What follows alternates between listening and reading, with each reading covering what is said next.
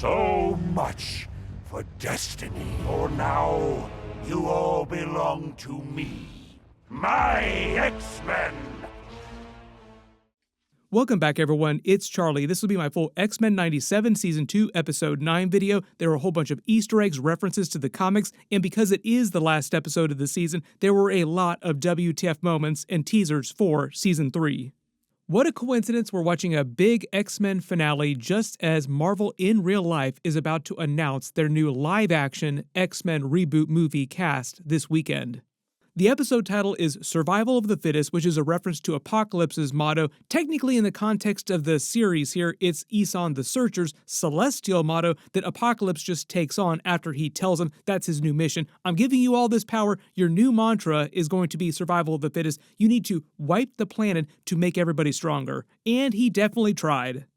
This is also why Apocalypse's goal is not mutant supremacy like Magneto's was with the Brotherhood of Mutants. Apocalypse only cares that the strongest survive, mutant or human. He doesn't care which, because that's all the Celestials care about. Pushing the planet forward becomes stronger through destruction. But the really cool way they bookend the episode is with Nightcrawler's sacrifice, where Nightcrawler basically gives Eson the Searcher a much nicer version of that growth, hope through sacrifice, and also has to teach Eson the Searcher, the Celestial, about faith, which I thought was kind of funny. In reality, Eson the Searcher, the other Celestials, know that there is a one above all God inside the Marvel Universe, a God of God, like the most powerful being in existence in the Marvel Universe. So technically they do believe in God, but they don't really care that much about it because their whole task is just focused on gardening the universe. But when you think about it, Eson the Searcher would have understood what Nightcrawler was talking about when he was talking about faith. Like, he understands the concept of gods and knows who God is. But the Celestials weren't created by the one above all, they were created by Eternity, who is a living entity of the Marvel Universe. So when you're thinking about cosmic hierarchy, the Celestials are like way down the totem pole from the one above all. But it's important to remember when you're thinking about Apocalypse's role in all this, he's really just a tool of the Celestials doing their busy work for them. They don't really care what happens to Apocalypse, only that he sows a bunch of chaos and just wipes the planet as much as possible until only the strongest do survive. This is all about the Celestials' mission. Survival of the Fittest is also a quote from Charles Darwin in real life, referencing the evolution of species, and in the context of the series, in the comics, the evolution of humans into mutant kind, Homo superior, and the further evolution of mutant kind. Interestingly, they also used the title Survival of the Fittest for an episode of X-Men Evolution, one of the later cartoons after X-Men the Animated Series, but it had nothing to do with the actual plot of this episode. There are a couple new and changed scenes during the intro. Jubilee and Sunspot get their X-Men team intros back because they left X-Force and they're on the X-Men team again. Sunspot's, though, is totally new. I think this is the first time we've seen this Sunspot intro. They brought back the Age of Apocalypse scene with him from the near future, and this time they replaced the Brotherhood of Mutants and Magneto running at X-Men with X-Factor. These are the Generation X kids in the middle being chased by the new Sentinels that we find out are manned by actual humans inside so that they can't wipe them, making it harder for them to stop the Sentinels. And because of that last look from Valerie Cooper, they also did confirm my theory that Valerie Cooper is Mystique, but the timeline on that isn't quite what we expected, so I'll talk about that when we get to the post-credit scene for the episode, because that was meant to tee up what's happening in Season 3. Now the family of Mystique and Sabretooth control the US government. We'll see how Sabretooth figures into this, because it's mostly just mommy and son right now running the government. I cannot wait for the reveal to Graydon Creed when he learns that his mother is Valerie Cooper. It's going to be so delicious. He literally just spent that episode with Nightcrawler crying about how his mother and father were so terrible. Our mother booted me as a baby. The opening scene starts with Cable telling X-Factor about his origin story and his life's destiny to be the one to permakill Apocalypse. The woman who raised him is Rachel Summers, the daughter of Cyclops and Jean Grey, so technically she's Nathan's half-sister, even though if you really think about it, Madeline Pryor has identical DNA to Jean Grey, so biologically they're 100% brother and sister. But it sounds like she never told Cable who she really was as he grew older, and they plan to kill Gambit because doing so, he thinks will kill Apocalypse, whose consciousness is trapped inside Gambit's body. Later we find out that this is not the case, and Cable is just playing into Apocalypse's plan, and Apocalypse wanted him to try and kill Gambit in the first place so that Apocalypse could reemerge and take control of his body. That slippery Apocalypse always 4 steps ahead, playing 4-dimensional chess with everybody. They introduced the idea that Apocalypse's mind emits a celestial signature because of the Celestial's upgraded body, and that just meant to pay off at the end of the episode when it goes up to 100% after he asserts total control over Gambit's body. We get a quick visual for the inside of Gambit's mind, and he and Professor X are trying to contain Apocalypse, but it's a losing battle. Eventually Apocalypse will take over his body forever, one way or another. So the big threat of the episode is protecting Gambit from Apocalypse, X-Factor, and X-Force, which they make a joke about at the end of the episode when Gambit says, "Why am I always the damsel in distress that you always come to save, Rogue?" Because that's pretty much the way it's gone down on the series, all the way back during the original animated series too. The reality of this is that Rogue is one of the most powerful X-Men, so of course she's going to be the person to save a bunch of other people, and she gets another celestial glow-up in the episode, like a big magical girl transformation of her own, like Apocalypse got, so it's Celestial Rogue for a little while in the episode. The X-Men take their submarine to Apocalypse's celestial ship, which is underwater at the bottom of the ocean because of the events of the original animated series. That ship crashed itself into the ocean to stop Apocalypse temporarily, helping out Beast and the other X-Men, but the ship still works fine, none the worse for wear. It's still going to be down there at the end of this episode too, so it's still down there at the beginning of Season 3 as well. Beast uses his celestial tablet from the original animated series to interface with the ship again, and they make a joke when the ship comes back online because he was friends with its consciousness that he just calls ship about rebooting its motherboard, like, "Oh, thanks for helping me out, friend, Hank." Beast's best friend is back. Don't you wonder now, after the events of this episode, if he goes back to the ship to try and hang out with it more and learn more from it? My super best friend at the bottom of the ocean. It warns them that Apocalypse only exists by the will of the Celestials, and killing him risks bringing their judgment of the Celestial host on Earth, meaning the Celestial host would show up and wipe the entire planet. They almost did that during the live-action Eternals movie. Maybe someday Marvel will pay that off. We will see if we get to Marvel Phase 7 and they reference some Eternals stuff. Right now, they're sort of in a holding pattern, like to be determined. Maybe in the next 20 years, they'll pay that off. You can ask the leader how long it takes for them to pay things off from previous movies. They call the chamber where Apocalypse was transformed by Isan the Searcher the Celestial Shrine, which exists outside of this space-time, like in its own little pocket dimension. And it's because Rogue is the most powerful by far that she tries to fight the influence of the Celestials in order to gain power to stop him. Celestials, I've come to bargain. X-Factor shows up at Genosha in their helicarrier. Cable also uses his celestial power upgrade, which he also got from the same ship just further in the future to upgrade their systems to break past the island defenses. They roll out the new upgraded Sentinels, now manned by individual people instead of running on a central AI like Master Mold, I think because they've grown wary of running their stuff on AI, which might be commentary on stuff that's happening in real life too, with AI running amok. I'll be back. Make all the Terminator Master Mold references that you want to. AI ran amok back during the 90s in the original animated series and during the original 90s comics too, so this is like old ideas. Letting AI control all of your weapons and defenses just generally leads to very bad outcomes. Rogue then fights Isan the Searcher's influence, who destroys her gem full of Apocalypse's power and gives her the survival of the fittest mantra. Again, life advancing through Apocalypse is both a reference to him, the mutant, like literally going through him, but also the concept of Apocalypse. The word means a great and violent event that brings total destruction. Growth coming from destruction, the way that Isan the Searcher is talking about it, which is meant to parallel Nightcrawler's speech at the end when he talks about that same growth that the Celestials are trying to achieve in humanity coming through sacrifice, not destruction. He then tells Rogue he will give her the same power that Apocalypse has in exchange for her sacrificing her life for Gambit, like trade his life for yours, which she does gladly because she loves Gambit, for one last fight, giving her a huge power upgrade. They give her big celestial magical girl transformation. It looks amazing. Beast does another Stars and Garters catchphrase. But even though Rogue doesn't tell them the bargain that she made with Isan the Searcher, Nightcrawler figures it out and we find sacrifices himself instead of her, like in her place. So he is meant to be dead at the end of the season, R.I.P. But if we're really thinking about it, there are a lot of big characters like Magneto that seemingly died this season that I am 100% sure will return in some way in future seasons with big twists, because we're talking about the comics here. Nobody is ever really dead in the comics.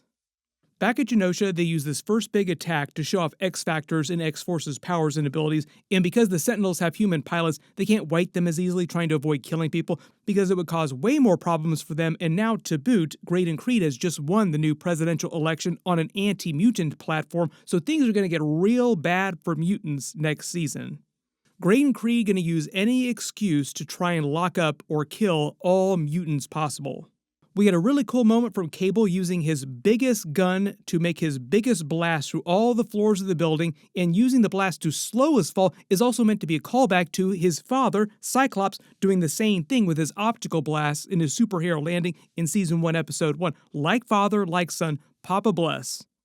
Wolverine has a cool fight with Psylocke and Archangel with Morph's help, who then changes into Dr. Octopus, giving us another big Spider-Man-related cameo for the season, who is also canon. The Sinister Six are canon to X-Men the Animated Series through all the 90s Spider-Man series crossovers, like the big Secret Wars crossover they had a long time ago, and other Spider-Man crossovers. They make a big joke of her psionic blade not affecting Wolverine because his mind is already so scrambled from all the trauma he's been through, but the reality is that in the comics, her psychic attacks would affect him. He's not immune to them. Jubilee has a dogfight with Havoc in the jets. It actually shows us she's a pretty solid pilot. The digital readouts also kind of reminded me of the X-Men video game screens too. Jubilee also shows some of the evolution of her powers, how she's gotten better at using her powers by using them to divert the missile and maneuver in mid-air, impressing Havoc, but that's the vibe of the fight. X-Factor isn't trying to kill the X-Men, they don't hate the X-Men, they only want Gambit because of Apocalypse. So part of the idea here is that everybody is fighting each other, trying not to kill the other side, just trying to get to Gambit. It's kind of like Captain America Civil War in the movies. They also use this fight to show you Bishop being able to absorb Strong Guy's kinetic attacks as energy and store them, redirecting them. Bishop can absorb any type of energy like plasma energy, kinetic energy, any type. Cable takes Cyclops' visor to try and slow him down because he doesn't want to kill everybody with his optic blast full power, and they uses his own telekinetic power to destroy the entire building, showing you how powerful Cable can be when he's using his full strength. The problem is that he's using part of his strength all the time to stop the techno-organic virus from consuming his entire body, so this is why you see him using so many big, powerful guns instead of just using his own power, because technically he himself is a much more powerful gun than actual guns that he uses. That's not a knife. That's a knife. But even though he absolutely wrecks this giant, very expensive building that Professor X purchased, there's no big deal because he has plenty of money to spare. They destroy all their bases, their houses, the X-Mansion all the time. He rebuilds it on a dime, no big deal. He's got deep, deep pockets. If you really want to think about it though, he's not as rich as say like Black Panther inside the Marvel Universe or like Tony Stark, Stark Industries, but he's still very, very rich. Basically infinite money, no danger of running out of any. Cable finally makes it to Gambit and tries to kill him point blank, but all he does is weaken Gambit's mind long enough for Apocalypse to take full control of the body, and it changes into a more Apocalypse-like appearance and red eyes, with Apocalypse's celestial power upgrade and his voice speaking from Gambit's mouth now. So the whole idea is they wanted to make it seem like Cable made things worse by trying to kill Gambit. Apocalypse probably wanted them to try and kill Gambit so that he could assert control over the body, because Gambit's mind would have been weakened for long enough for him to take control. He gets his own very sinister magical girl transformation like Rogue just got, and you notice he's using an energy scythe like Gambit was just using, so part of the idea here is that Gambit still had the powers of the Horseman of Death, so Apocalypse now has Horseman of Death powers in addition to his own powers too, and Gambit's regular powers. This is why Apocalypse is able to take over the minds of all the other X-Men, X-Force, and X-Factor people, because he's using the same ability that Gambit used in last week's episode to take over people's minds. So he controls everyone except for Professor X, I think mostly to torture him and mess with him, like he really hates Professor X and wants to stick it to him, so he wants him to watch while he messes with the X-Men. Apocalypse does his own "To Me, My X-Men," and then says he waited millennia for this, paying off what happened in ancient Egypt when he first got his power upgrade, and feels like he was betrayed by Magneto and Professor X. So when you think about it, a lot of this is just Apocalypse trying to get revenge for them betraying him in the past. Spending 5,000 years to try and figure out how to get revenge against Professor X. Apocalypse is nothing if not very, very petty. When he says the ones you care for will be your undoing, that's also what he said to him in ancient Egypt, and now in present day that just means turning the X-Men all against him, so he really, really wants to punish Professor X. That is until Rogue shows up like a shooting star, like she even has a star trail behind her because of her big power glow-up, and breaks his hold on them. Rogue also fries the Apocalypse out of Gambit and traps him in a blue gem that's meant to look similar to the red gem of his power that he gave to the X-Ternal previously. Gives it to Cable to deal with and figure out how to handle it, and I think the idea is they want to make a parallel for him putting the gem inside him, so like Cable will just walk around with Apocalypse inside a gem embedded in his body.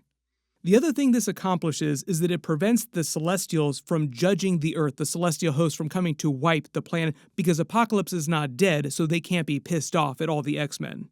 When you really think about it though, this is just putting Apocalypse on ice for a little while so they can do a different story arc in Season 3. Like, okay, we did Apocalypse for a while, we need him to take a timeout, so we're going to put him inside a gem for a timeout for a couple seasons until we eventually want to bring him back. So at some point, Apocalypse will be back, and you kind of wonder now if Cable is going to try and use the power of this gem in some way in the future, because it basically has all the power of Apocalypse contained inside of it. Gambit that makes the joke about how he's always the damsel in distress that Rogue comes to save, which is true of the entire series and the comics too, and her Celestial upgrade fades, and she suddenly realizes what happened to Nightcrawler about sacrificing himself because she knew that somebody had to die. She thought it was going to be her, but because she's not dead, then she sees Beast with Nightcrawler's Bible and suddenly realizes what happened. Who are you to challenge the sacrifice she has made? We get a really cool Nightcrawler speech as he narrates himself out of life, basically. They montage the aftermath of the final battle with the X-Men returning to the X-Mansion, hanging out with their plain clothes in the kitchen, kind of like Season 1, Episode 1 vibes, just chilling out, having fun, not with any life-ending things happening right now they have to deal with. They will deal with President Graydon Creed next season. Give them a couple weeks to hang out. But Nightcrawler's speech is all about how they'll grow from his sacrifice, which is meant to be a nicer version, like I said, of what Eson the Searcher's whole mantra about survival of the fittest and growth coming from destruction was meant to be about.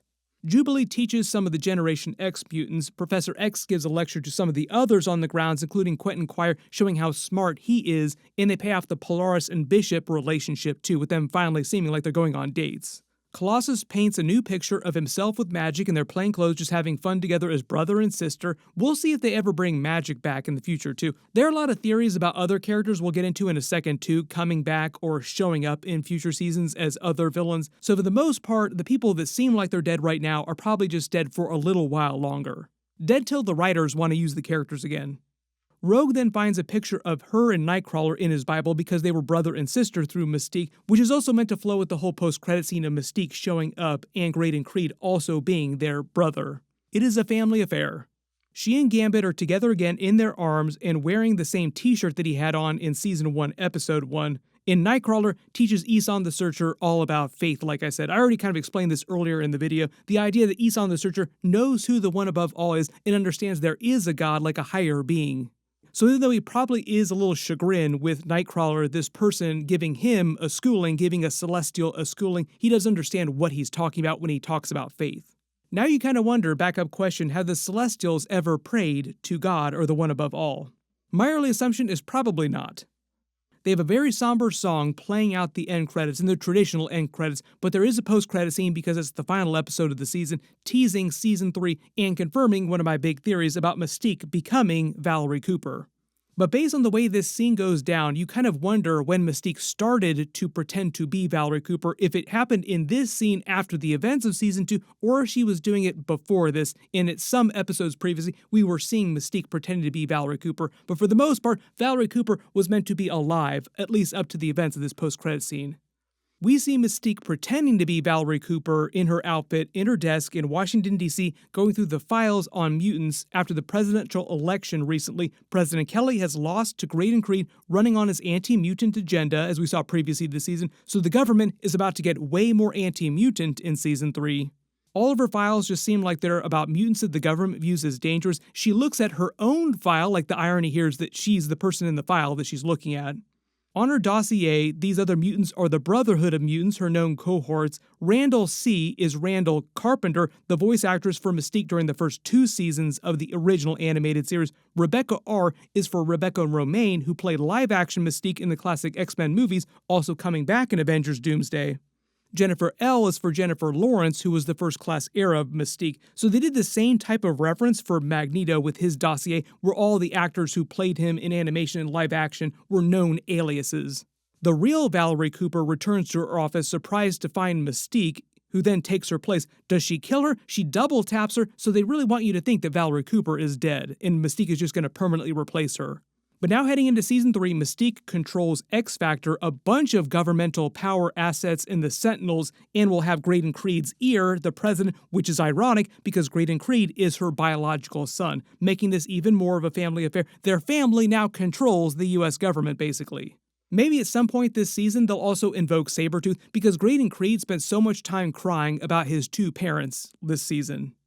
The only other really big thing that it felt like they were teasing all season long in almost every single episode after Magneto died was Onslaught. Like, there's so many different moments that you could point to. Even in one of the most recent episodes, it looked like there was a shadow cast over Professor X's face of Magneto's helmet to make it feel like Onslaught. They just want to tell you, slap you in the face, we're going to do Onslaught in Season 3 maybe. Even though it seems like Graydon Creed becoming the US president makes him a real big villain for the X-Men, it does feel like Onslaught would be a much bigger villain to introduce in Season 3. So maybe the final boss, like the big bad of Season 3, winds up being Onslaught. Everybody post all your reactions in the comments below, and let me know if you spotted any Easter eggs or references in the episode that I didn't talk about in the video. Marvel did have a Season 3 trailer that leaked out at Comic-Con, so I might do a video for that in the next day or two. If you really want me to, let me know in the comments, but I will do more Season 3 videos as they do start releasing more actual footage too. The next really big Marvel TV show that they're doing is going to be Vision Quest. That'll be live-action MCU White Vision stuff. That's not going to start till October, though, but we might get a trailer at D23 this weekend, along with them announcing the live-action X-Men reboot movie cast for 2028. I've already done a really big video about that. Click here to learn what's going on with that, and click here for all my other X-Men 97 episodes. Thank you so much for watching, and I'll see you guys in the next one.